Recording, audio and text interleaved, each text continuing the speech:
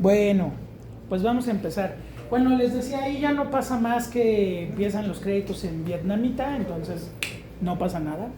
Pero bueno, vamos a platicar de lo que acabamos de ver. Bueno, gracias, en el año 93, los festivales más importantes de cine del mundo recibieron una descarga muy importante de cine oriental, como llega a suceder en diferentes momentos. Digo, uno que, y por eso les recomendamos mucho que sigan lo que se proyecta en los festivales de cine, aunque no llegue a México, hay algunos compañeros periodistas que cubren esos festivales, entonces sí valdría mucho la pena que se dieran una vuelta así. Por ejemplo, ahorita viene Cannes, en menos de un mes empieza el Festival de Cannes, por lo menos que vean qué se presenta, para que se vayan dando ustedes como una idea de qué es lo que podríamos llegar a ver en algunos meses en México, o ver, por ejemplo, estas oleadas que de repente llegan de diferentes cinematografías. En el 93 fue muy interesante que varias películas orientales llegaron a los festivales y ganaron los premios más importantes de los festivales, y fue todo el año. O sea, en Berlín del 93, Ang Lee, el futuro director de Brokeback Mountain, de Una aventura extraordinaria, pues acaba ganando el Oso de Oro por una comedia muy divertida, que es como una versión taiwanesa de Doña Erlinda y su hijo, que se llama El banquete de bodas, ¿sí? Luego me salto Cannes, porque ahí es donde estuvo esta película. En Venecia, Zhang Yimou, que es un director importantísimo de la quinta generación del cine chino, que a ver si luego les hacemos un seminario.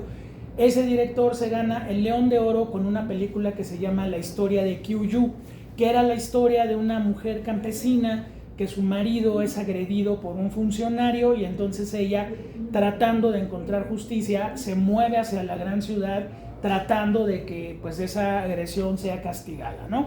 Y en el Festival de Cannes el premio mayor, la Palma de Oro, fue para una película bellísima del director Chen Kai-ye, que también es de la quinta generación del cine chino, que se llamaba Adiós a mi concubina.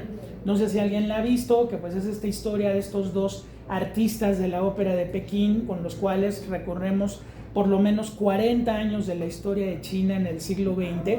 Películas que además tuvieron muchos problemas con sus países. Taiwán y Vietnam no. Bueno, de hecho Vietnam es un caso muy especial que justo vamos a platicar hoy, pero en Taiwán no hubo problema. China sí reclamó por la presentación de las dos películas en los festivales, sobre todo porque las dos películas, y sobre todo Adiós a mi concubina, pues es muy, muy, muy crítica acerca de la revolución cultural, de la revolución de Mao, y eso a las autoridades chinas no les gustó absolutamente nada. Pero Chen Kai-ye se lleva la Palma de Oro, junto con, ese año la Palma de Oro fue compartida, la otra película fue El piano, de Jane Campion, que es de Nueva Zelanda. Y en el caso de la Cámara de Oro, que es el premio que se da a la mejor ópera prima del festival, pues fue para la película que acabamos de ver hoy, que es El perfume o el olor, lo pueden encontrar con los dos títulos, de La papaya verde, de Tran Anh Hung. En el caso de Vietnam no hubo una cuestión de censura, porque el cine vietnamita, como buen gobierno comunista, siempre se anda colgando medallas que no le corresponden. Entonces se colgaron la medalla del perfume de la papaya verde para presumir su industria cinematográfica, cuando realmente no tuvieron absolutamente nada que ver en el entierro, más que con la nacionalidad del director. Es decir, Tran Anh Hung, estábamos hablando al principio, pues es el cineasta vietnamita más importante del cine contemporáneo, pero ya estamos hablando de una trayectoria de 35, 36 años. Ahorita ya no es un hombre joven, ahorita ya tiene más de 60 años, y no hay un relevo en el cine vietnamita que uno pueda encontrar de una manera tan fácil. A ver, pero bueno, es que Vietnam también es una cinematografía pues que se ha visto afectada por condiciones históricas y sociales y económicas muy complejas. Es decir, estamos hablando de un país que en menos de 40 años tuvo dos guerras de una magnitud enorme. Primero, la guerra de Indochina, la guerra donde con Ho Chi Minh a la cabeza, los vietnamitas sacan a los franceses después de más de 60 años de colonialismo. Luego el país se divide política y socialmente hablando en Vietnam del Norte, Vietnam del Sur, y en ese momento, cuando Vietnam del Norte amenaza a Vietnam del Sur, viene la intervención estadounidense que empieza en 1964, termina trágicamente en 1975 con una derrota militar terrible y con que finalmente Vietnam se termina volviendo en un país comunista completamente, ¿sí? Pero, pues como dicen, no hay borracho que trague lumbre. Entonces, por ahí de 1990, de repente Vietnam dijo, bueno, sí, somos comunistas, pero también queremos entrarle al libre mercado. Y entonces hicieron las paces con Estados Unidos, las paces con Francia, las paces con todo mundo. Y entonces Vietnam entró a la globalización y entró al libre comercio y entró a diferentes cosas. Es el momento donde se da una película como El perfume de la papaya verde. Tran Anh Hung nació en Saigón en 1962. Él nació 2 años antes de que empiece la guerra contra la guerra contra Vietnam del Norte, la intervención militar estadounidense. Su familia pues pasó muchas penurias durante la guerra de Vietnam, y una vez que terminó el conflicto, cuando él tenía más o menos unos 12 o 13 años, toda la familia se muda a Francia. En Francia él está trabajando en cuestiones de diseño gráfico, le gusta el arte visual, por ahí se va colando en medios de la fotografía y por ahí, y de pronto dice que viene el descubrimiento de su vocación cinematográfica cuando encuentra una película francesa de finales de la década de los 50 que se llama Un condenado a muerte se escapa, del director Robert Bresson. Una película donde se nos narra pues precisamente la historia de un personaje que está en medio de una situación límite, que es que lo van a llevar al paredón en unos cuantos días, y lo que hace Robert Bresson de una manera totalmente desdramatizada, con un protagonista que no era actor profesional, pues es contarnos cómo este hombre va planeando matemáticamente, pero también existencialmente su fuga, hasta el momento en el que el personaje finalmente logra escapar. Entonces, Tran Anh Hung se sintió muy conmovido por ese retrato muy humano, muy carente de melodrama que hace Robert Bresson, y entonces pues decidió abandonar todo y meterse a estudiar cine. Y se pone a estudiar cine, estudia en el Instituto Lumière, allá en Francia, y una vez que termina los estudios, pues él toma una determinación muy interesante. Dice, me voy a regresar a mi tierra, porque yo siento que puedo contar historias que ocurren a la gente en Vietnam y que nadie más las va a contar si no soy yo, ¿no? Entonces, pues una vez terminada la escuela, Tran Anh Hung se regresa a Vietnam, y desde luego el regreso fue un regreso muy agridulce. Encuentra un país muy cerrado, encuentra un país que no tiene ninguna voluntad de abrirse al mundo, que está muy dominado ideológicamente por el comunismo, pero donde finalmente hay algo mucho más profundo y mucho más valioso que toda ideología, que es la cuestión de la narración oral. Los vietnamitas, como todos los orientales, tienen una tradición oral enorme. Entonces, cuentos, leyendas, por ahí algunas historias, Tran Anh Hung las empezó a adaptar a forma de cortometraje, y antes de hacer esta película, por lo menos 2 o 3 cortometrajes suyos ya habían corrido con muy buena suerte en algunos festivales, y entonces pues se animó a hacer una película grande, una ópera prima. La película que acaban de ver, hay un dato muy importante que seguramente les va a sorprender. Ni un solo fotograma de la película que acabamos de ver se filmó en Vietnam. Todo está filmado en Francia. Pero ahí es donde entra la sensibilidad de un director, que en el momento en el que tuvo su historia lista, pues bueno, vio las condiciones que tenía en aquel momento Vietnam y dijo, no, bueno, va a ser un relajo, políticamente se van a meter, van a querer parar la película porque son muy cuadrados, entonces, ¿por qué no la filmamos en Vietnam? Entonces lo que hizo fue llevarse a buena parte del equipo de producción 2 o 3 semanas a vivir en Saigón, bueno, lo que era Saigón y que ahora se llama la ciudad Ho Chi Minh. Y finalmente, pues el personaje y el director y sus compañeros vivieron en el lugar, vieron a la gente, vieron la arquitectura. El fotógrafo, que es un fotógrafo francés, 100% francés, que se llama Benoit Delhomme, pues vio la luz que llega en Vietnam y cómo el sol ilumina Vietnam, el calor, la lluvia, todo esto. Se regresan a Francia y entonces en un enorme estudio, todo está filmado en estudio, en un enorme estudio y con un ambiente totalmente controlado, se filma El perfume de la papaya verde. Entonces, pues bueno, ¿qué logró? Consiguió, pues bueno, consiguió a 30, 40 vietnamitas que vivían en París, se los llevó, todo el mundo afortunadamente hablaba su idioma natal, además de francés.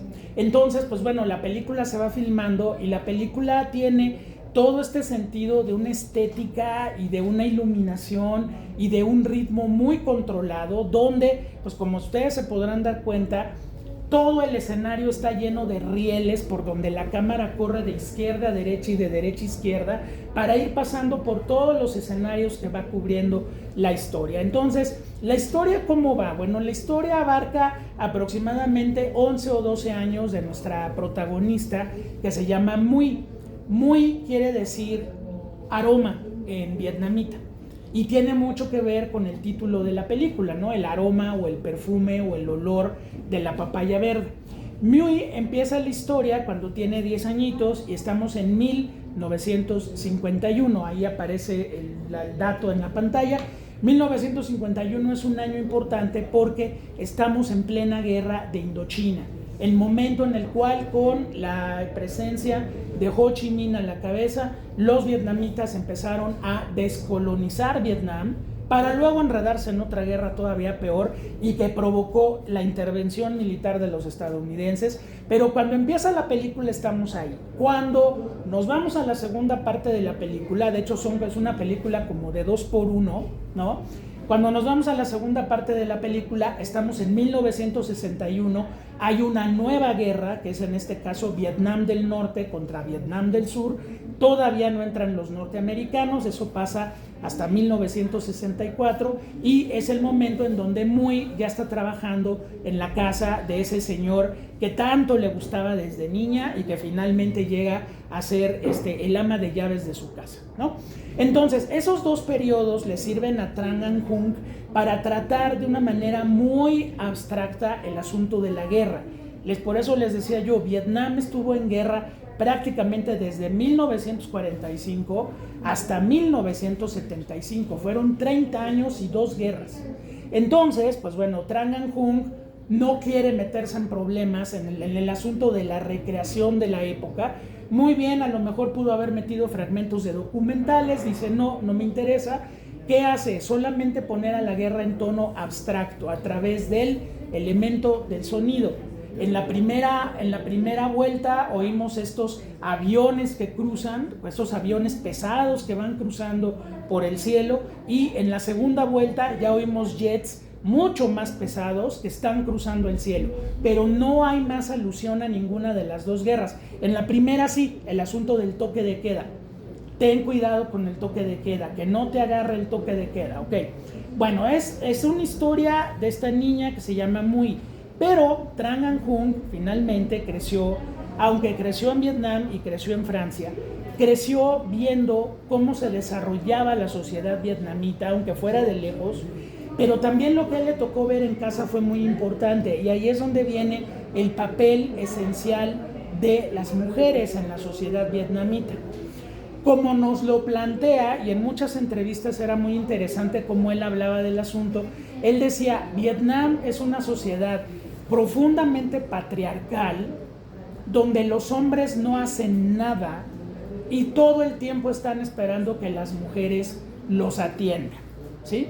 Entonces decía Tran Anh Hung, yo crecí en una familia donde efectivamente mi papá, mis hermanos, todo el mundo era atendido por mujeres y ellos no movían un dedo en absolutamente nada. A través de la mirada de Muy, que es una mirada muy ingenua, muy bonita, muy pura, muy inocente, pues vamos entendiendo cómo el director nos va a ir contando la historia. Por un lado tenemos todas estas visiones que el personaje logra conjuntar de su vida cotidiana que tienen que ver con la naturaleza. Por ejemplo, las hormigas, las ranas, las iguanas, el sol, las hojitas, la lluvia, todo lo que ella alcanza a ver con una ingenuidad que le da un entorno casi mágico. Y por otro lado, pues estas historias que Muy va también entendiendo a través del paso del tiempo. Desde luego la primera parte es una historia mucho más densa porque, bueno, Muy entra a trabajar a la casa de una familia que se ve que es una familia que vive bien, se ve que es una familia que tiene una casa grande, que tiene una abuela, que es como el tronco de la familia. Los niños andan muy bien vestidos siempre, comen muy rico todos los días, incluso los sirvientes están acostumbrados a comer menos para que ellos coman más, ¿no? Pero de pronto nos enteramos que el papá, que se la pasa todo el tiempo tocando el instrumento este que está ahí en la cama, que no vemos si trabaja o no trabaja, no vemos qué hace el señor, pues el señor de repente tiende a desaparecerse con todo el dinero de la familia, se pierde 2 o 3 semanas y luego regresa como si nada hubiese pasado, pero ante el amor infinito de su esposa, que no le importa tener que empezar a construir todo otra vez desde abajo, ¿no? Entonces, bueno, cuando le cuentan a Muy la historia es una cosa, pero cuando ya le toca vivirlo es otra muy distinta. Cómo se va racionando el arroz, cómo se va racionando la comida, cómo no se vende nada del negocio de las telas. Vieron ahí los anuncios de Singer, todo el tiempo está presente, ¿no? Singer. Y pues bueno, finalmente llega el hombre, pero todavía hay que hacerle toda una ceremonia cuando muere y cómo la familia se rompe, etcétera, ¿no? Y luego nos vamos 10 años después, donde ya Muy es la protagonista y donde nos enfrentamos pues a esta lucha que ahora va a tener ella para pues poder conquistar al señor Ke Yuan y pues bueno, que la novia se nos haga a un lado, ¿verdad? Pero ella nunca pierde este contacto con un elemento que en la película es importantísimo, que es la cocina. Cómo a través de la cocina hay todo un entendimiento del otro, hay todo un gusto por servir al otro, porque el otro coma bien, y desde luego este elemento, que es un elemento clave en la película también, que es la papaya, ¿no? Esta papaya que pues obviamente es una papaya de un lugar como Vietnam, que de repente parece jícama, parece papaya, la hacen cocida, la hacen frita, la hacen con chile, la hacen dulce, pero es como la base del alimento que ellos comen, ¿no? Entonces, la película está contada a través, yo les decía al principio de la proyección, la película está contada a través de imágenes más que de diálogos, ¿no? Los diálogos son muy funcionales, simplemente ponen en perspectiva las cosas, pero la gran mayoría de la película son miradas, son escenas de la naturaleza, Muy asomándose aquí, asomándose allá, el niño pesadillesco que le hace travesura y media y que luego sufre profundamente la pérdida del padre, toda la relación con la novia que queremos que se quite de en medio, que si ustedes recuerdan aquella maravillosa película de Deseando Amar de Wong Kar-wai, pues son estos mismos vestuarios y cómo se va mezclando este asunto de la cultura occidental con la cultura oriental, ¿no? Estos trajes, pero al mismo tiempo estamos viendo una escena muy vietnamita con el claro de luna de Debussy. O sea, hay toda una mezcla cultural que logra Tran Anh Hung muy interesante. Bueno, la película se ganó, en ese momento, se ganó la Cámara de Oro, o sea, el principal premio para la ópera prima más importante del Festival de Cannes del 93. Ganó también el Premio de la Juventud, que se lo otorga un jurado especial compuesto por chavos que el Festival de Cannes pues recluta para ver películas. Y pues bueno, la película va a llegar al Oscar de Mejor Película Extranjera por primera y única vez para Vietnam. Nunca antes habían estado, nunca más han vuelto a estar y finalmente la película está presente, les gana, porque también estaba Adiós a mi concubina, ese año estaba concursando, les gana una película española que se llama Belle Époque de Fernando Trueba, que está bien, pero bueno, contra Adiós a mi concubina creo que sí había una competencia muy fuerte y pues bueno, obviamente el gobierno vietnamita se puso la medalla, dijo que eran una cinematografía de clase mundial y que podían hacer lo que quisieran. Realmente no, o sea, realmente Tran Anh Hung ha sido la única voz, junto con otro director que se llama Tony Bui, Han sido los dos únicos cineastas que han salido de Vietnam. Vietnam sigue siendo una cinematografía que sigue haciendo cine de realismo socialista, donde se habla exclusivamente de obreros y trabajadores y campesinos y ese tipo de cosas. No hacen más de 20 películas al año, ninguna sale al extranjero, pero bueno, finalmente siempre tienen ahí la estrellota del perfume de la papaya verde, donde el gobierno de Vietnam no puso un solo centavo.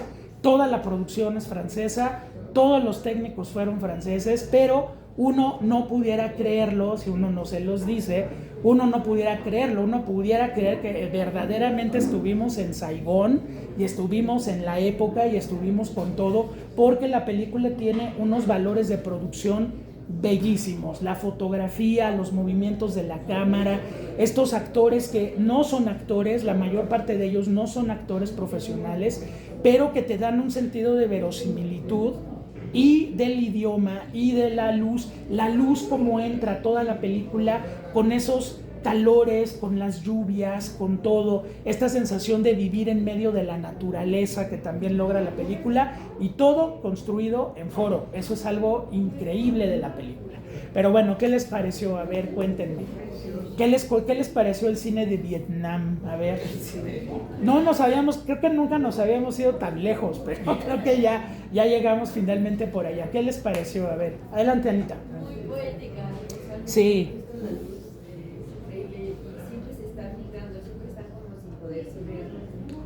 Ajá. Un juego de hoyitos y ¿no? de espejos, ventanas. Sí. Muy bonito. Pero sobre todo el sonido me impactó mucho. El sonido Sí. justo siempre, lo del grillo, el piano, siempre muy fuerte, ¿no? La lluvia, la rana. Ajá. Pero sobre todo los aviones, justo me recordaron una película de Héctor Escola que se llama El Bal. Ah, claro. Donde todo ocurre en un solo salón de baile. No salimos nunca de ahí, es muy teatral. Sí. Y el sonido, ni siquiera hay diálogos, o hay muy pocos diálogos, y los bailarines, actores, pues van representando todo por la música y por los sonidos. Entonces me acuerdo muy clarito de haber recordado también el sonido de los aviones. Entonces sabíamos que estábamos en la guerra en los 40, Sí. y después pasamos al swing, y o sea, la música va marcando la época, el rock and roll, la música de protesta y así. Y aquí el sonido se me hizo igual, cosa muy importante para la narración. El sonido es el que va como narrando, es muy bonito. Sí. Sí, el sonido, hay música, la música también tiene un papel muy importante. Así como esta escena del Claro de Luna de Debussy mientras están preparando comida oriental, que hay un choque muy bien logrado del director en términos culturales, ¿no? Hay también como esta música atonal de repente de un violín que chirría o de una tecla de piano que está creando como una cierta tensión. Cuando el escuincle diabólico va a hacer sus diabluras, siempre hay el mismo temita musical como si fuera Tiburón, de que algo va a hacer este escuincle, ¿no? O sea, va creando momentos la música y va supliendo al diálogo. Ya finalmente cuando vemos esa música sabemos que este escuincle está haciendo algo o ya lo hizo y todavía no lo vemos. Entonces, música, poquito diálogo, mucho efecto de sonido. Digo, ese sonido de los aviones te ahorra $40 millones de presupuesto. Y la gente entiende perfecto. Ah, claro, hay una guerra, estamos en guerra. Pero pasamos a otra década y seguimos en guerra. Y si se fuera una década más adelante, estaríamos en el peor momento de la última guerra, ¿no? Entonces, todo eso y el sonido, específicamente el sonido, está grabado muy alto. Yo me acuerdo también cuando la vimos en cine, el sonido era como muy, muy presente. ¿Por qué? Porque no vas a tener otro elemento de donde agarrarte. Entonces, la lluvia, el agua, el ruidito de los animales, las chicharras adentro del jarrón, los jarrones como tienen un papel importante en la historia, ¿no? O sea, si un jarrón se rompe, todo lo que ello implica. O si tú lo rompes, como el caso de la novia, que parece que se lo va a azotar en el espejo y lo acaba rompiendo y dejando ahí un anillito con hartos diamantitos por ahí presentes. Por ejemplo, les da de haber dolido mucho a las autoridades vietnamitas ver ese certificado del Conservatorio Nacional de Música de Francia, porque obviamente hay un pasado, así como México con España, que es innegable, Vietnam tiene un pasado francés innegable, que todo el tiempo lo han tratado de negar. Entonces la película también va jugando esas fuerzas, ¿no? Y sí, me encanta la puesta en cámara, porque todo está construido en un estudio, o sea, eso es muy claro, pero los espejos, los agujeritos de las puertas, los canceles, todo lo que está haciendo es como una mirada casi de voyeur, ¿no? O sea, no es una mirada clara que veamos a los personajes, siempre los estamos viendo a través de cortinas, agujeritos del cancel, rejas, ¿no? Por ejemplo, esta escena padrísima cuando él entra ya a seducirla, que abre la puerta y ella se ve al fondo en la cama con el tul encima, y que no necesitamos ver absolutamente nada para entender qué va a pasar, ¿no? Es de una sutileza y es de una delicadeza enorme, ¿no? Digo, lo más fuerte que vemos es al escuincle haciendo sus escatológicas travesuras, pero fuera de ahí la película que toca finalmente temas fuertes. Por ejemplo, es muy terrible, y eso es algo que Tran Anh Un quería contar, como la abuela que vive ya agarrada de los muertos porque ya no puede vivir, todavía le dice a la nuera: es que yo desde que te vi supe que mi hijo iba a ser infeliz contigo, tuviste un hombre y no lo tuviste contento. Corte A, pasamos a 10 años después, la abuela seguramente ya se fue, y ahora la madre ha ocupado el lugar de la abuela. Entonces es como una maldición que no se va a terminar, no se va a terminar nunca. Y en ese sentido, nuestra amiga Mui, que está tomando determinaciones por sí misma, ya va a poder cambiar ese tono, ¿no? Y también hay una escena muy fuerte donde ella está dormidita y está soñando con su mamá. A la mamá nunca la vimos y nunca la vamos a ver. Le dicen que en 3 meses va a poder ir a verla, pero también hay una historia de abandono, hay una historia de, otra vez, una niña que es forzada a ser empleada doméstica a los 10 años porque no le queda de otra, ¿no? Entonces dice Tran Anh Un, dice, hay muchas cosas que se pueden contar y las puedes hacer muy, muy fuertes al espectador, y no necesitas caer en el melodrama, ni en el azote, ni nada, ¿no? La película es así, completa y totalmente sutil, delicada, inteligente y de una belleza visual enorme, ¿no? Y siempre apela Sí. a los sentidos, ¿no? Todo Claro. El agua, cómo se baña, Claro. la tela, El calor cómo se siente, ¿no? Entonces, claro, cuando tú la ves que se está bañando, tú como espectador también te estás bañando con ella, ¿no? O sea, sí, o sea, el calor, el olor de la comida, no nada más de la papaya, el olor de la comida, ¿no? El tacto, también hay todas estas imágenes donde ella toca las cosas. La vista, pues bueno, aún dentro de todo lo que nos estorba aparentemente, hay vista y hay oído. O sea, es una película multisensorial en todos los sentidos, ¿no? Bueno, en todos los sentidos. muy simbólica, ¿no? Sí. Porque esta cuestión de que ella siempre estaba descalza, y cuando se prueba el zapato, se va a probar el zapato de la Sí. novia, o se ponen los zapatos de él. Claro. Sí, son detalles Muy padres. Y no, el personaje de adulta no dice una sola palabra. Todo lo que hablaba de niña, preguntaba, decía cosas, ya de adulta ni siquiera las dice. Y también eso es un comentario. O sea, las mujeres no hablan, pero logran manejar la situación también, que acabamos echando a la novia afuera y nos quedamos con el señor Cuyen, ¿no? Sí. porque la niña era muy bonita, tenía una cara como... Preciosa. Sigue siendo muy bonita la actriz que la hace de Sí. adulta, sigue siendo muy linda. La actriz que él hace de adulta no hizo casting, era la esposa del director, entonces, pues bueno, a la niña más bien le escogieron para que machara con ella. No, pero la niña es preciosa porque la niña está de perfil y de repente el ojito se le hace hasta acá y ella está viendo cosas de perfil, ¿no? Y tiene una mirada bellísima, bellísima, ¿no? Unos ojotes grandotes así como que se quieren comer el mundo, y pues sí, se lo está comiendo. Claro. Y también las cosas que no se dicen, por ejemplo, el hermanito mayor, que ya está más consciente de las fregaderas que hace el papá, Por ejemplo, esto de quemar a las hormigas con la cera, pues es toda esa rabia contenida que él tiene, ¿no? El chiquito va para allá.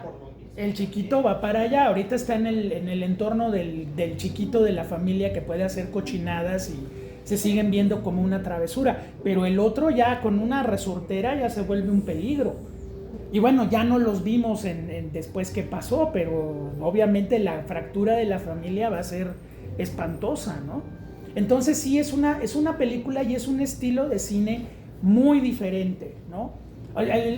Cuando han entrevistado a Tran Anh Hung, que les digo, trabaja en Francia ahora de tiempo completo, pues él siempre cita a Kurosawa, cita a Ozu, cita a Tarkovsky, cita desde luego a Bresson, o sea, esta manera de entender y de ver la vida desde una forma muy desdramatizada, pero que no deja de lado la emotividad y el simbolismo y todo lo que el cine puede tener, ¿no?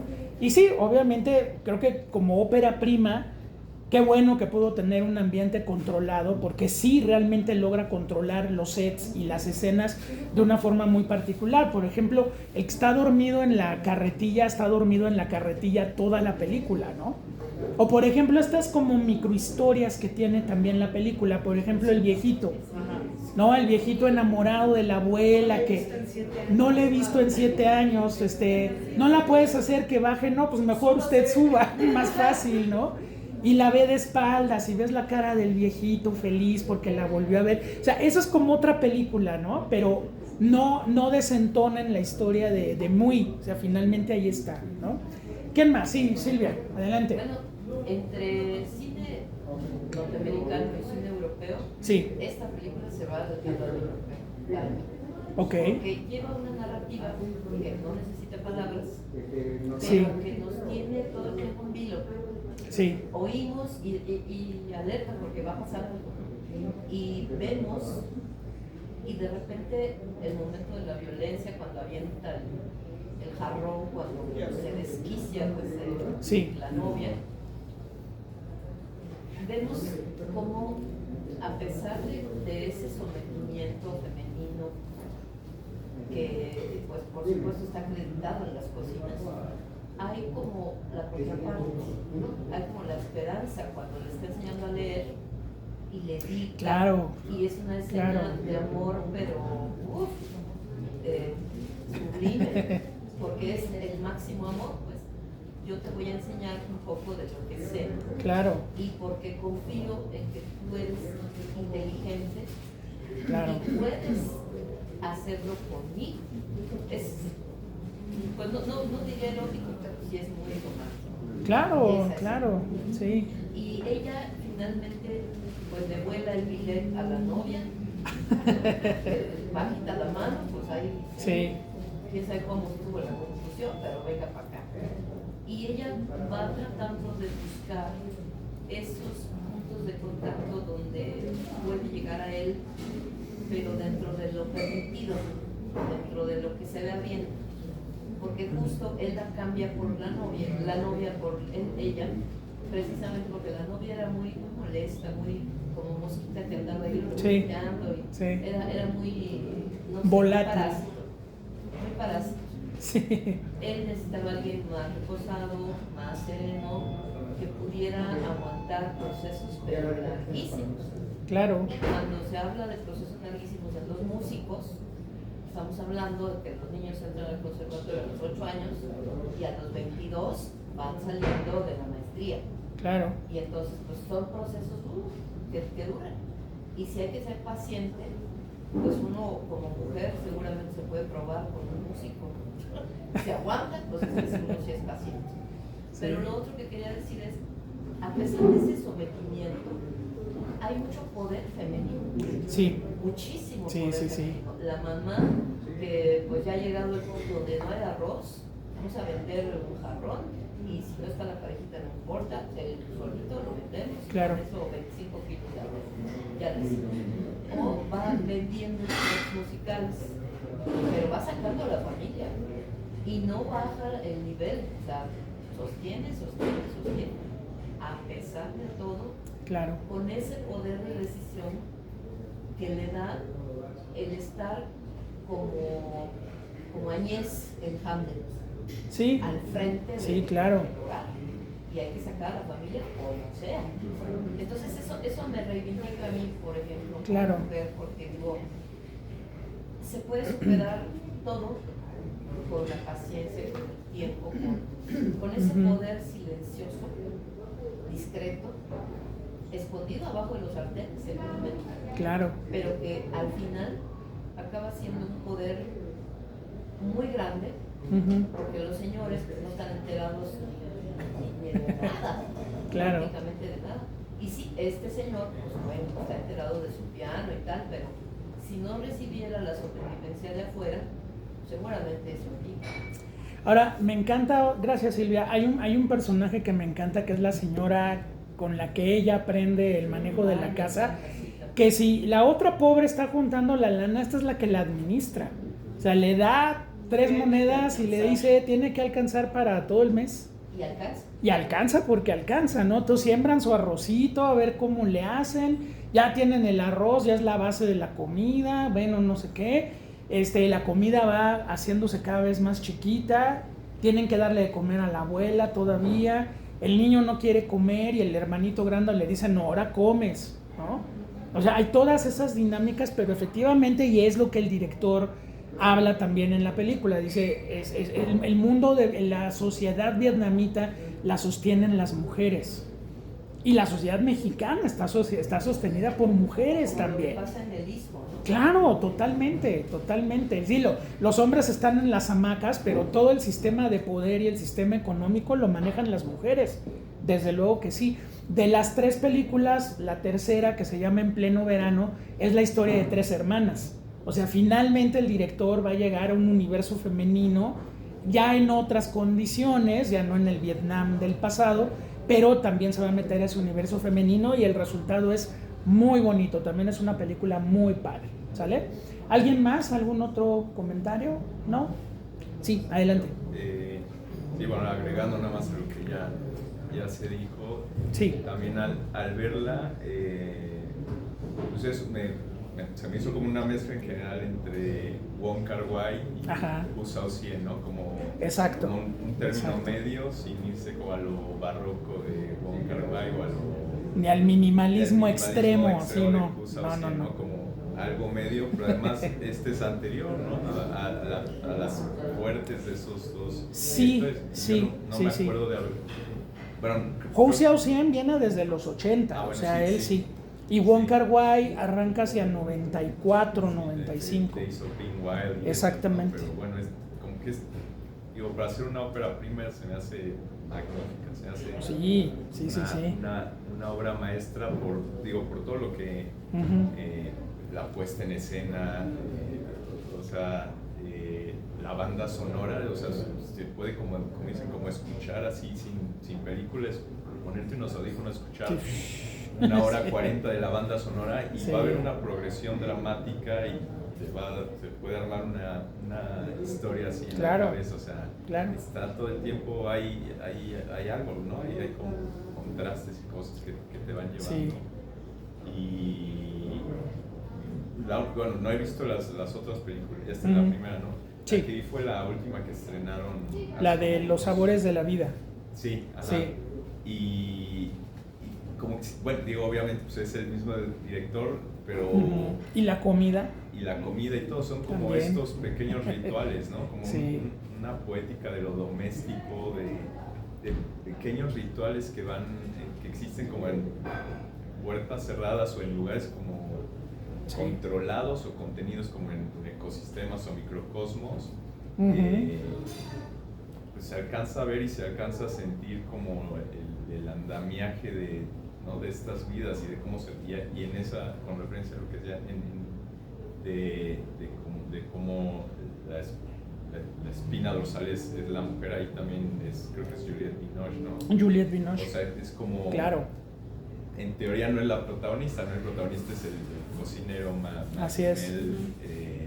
Y ella pues es como un secundario que está ahí medio relegado y eso. Que siempre se agradece que esté Juliette Binoche en cualquier cosa. Claro. Sí, el compañero está haciendo referencia a Los sabores de la vida, que también se conoce como La pasión de Edith Buffon, que es la historia de un cocinero francés y toda su relación existencial con la cocina. Estuvo hace un par de años en cartelera, ganó mejor director en el Festival de Cannes, Tran Anh Hung. En algún momento pensé en programarla, pero dije no, porque hacemos trampa, porque finalmente quiero enseñarles más el estilo oriental, entonces por eso metimos Tokyo Blues. Pero si pueden ver esa película de los sabores de la vida, aquí estuvo en cartelera, sí, estuvo en el Tour de Cine Francés, aquí estuvo en cartelera, le fue muy bien y es una película fantástica sobre el arte de cocinar y la relación con la cocina, ¿no? Adelante. Y hablando de eso, a mí también mucho de lo que me estuvo evocando era, no esa justamente, sí. Ahorita me acordé cañón, porque además cuando la vi había pedido unos hot dogs y no sé qué, y estar viendo eso y que no llegaban los hot dogs con una tortura, sí. Pero bueno, yo estuve pensando en como agua para chocolate, sí, claro, y, claro. Y en el festín de Babette, claro. Entonces, cómo todos los afectos se otorgan o se dan a través de la comida, pero no solo la comida así inmediata, sí. sino en el cuidado de la preparación, claro. en la presentación. Claro. O sea, el festín de Babette es una locura, o sea, todos los detallitos, cómo pone tal, y aquí ese tocar las semillas de papaya, como en Amélie, ¿no? Que meten sí. la mano en las los fresas. canastos de granos y todo eso. Entonces es que casi la hueles, ¿no? Y ahí claro. sientes todo el amor de estas mujeres por la gente a la que le están preparando. No, de hecho, cuando pruebas una salsa muy picosa, ¿estaban enojados o qué? Porque sí. Y tienes que estar en paz y contento cuando estás cocinando, porque si no, eso no sale. Claro. ¿No? Claro, en el caso de Como agua para chocolate es toda esta parte emocional, amorosa. En el festín de Babette es el sentido del agradecimiento a través de la comida. Esa hay que programarla como a las 5, ya que todo el mundo comió, para que no se den un tiro con todo lo que sale en el festín de Babette. Yo hoy comí comida china, entonces ahorita que estábamos viendo esto dije, ya me vale, ¿no? Incluso me estaba acordando, había unos restaurantes que ya no existen, que tronaron, que se llamaban el Asian Bistro, aquí en México, aquí en Ciudad de México, que preparaban una buena cantidad de platillos vietnamitas y estaban ricos. Pero yo me acuerdo que era comida muy picosa.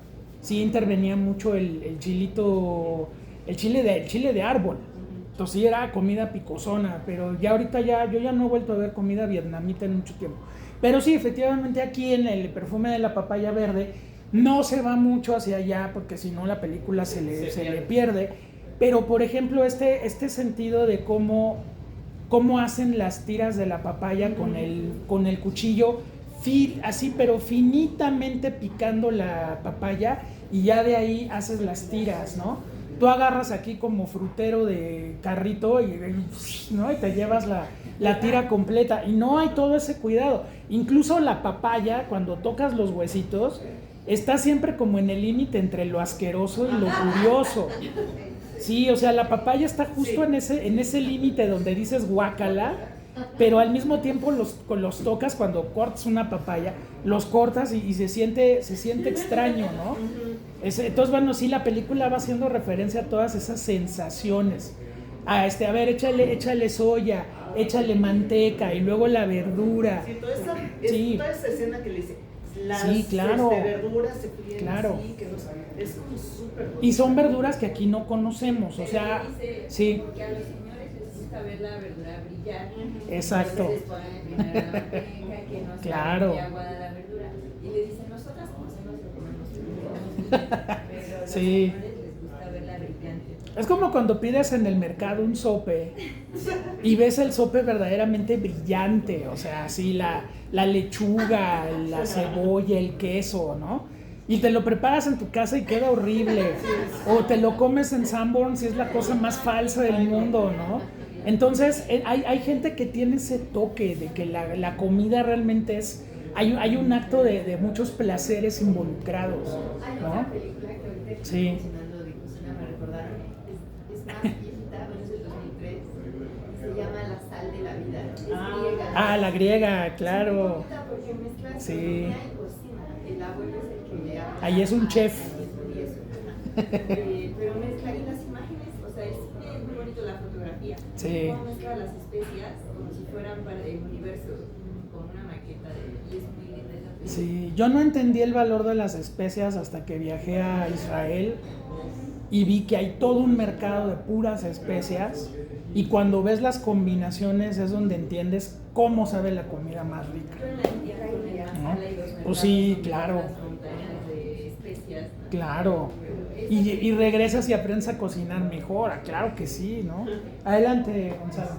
Bueno, ahorita que hacían referencia a Juliette Binoche Sí. y la comida, pues estaría la de chocolate. También, Que sí, chocolate. a partir de estos postres tan ricos, ¿qué sería el presidente municipal El alcalde. el El alcalde.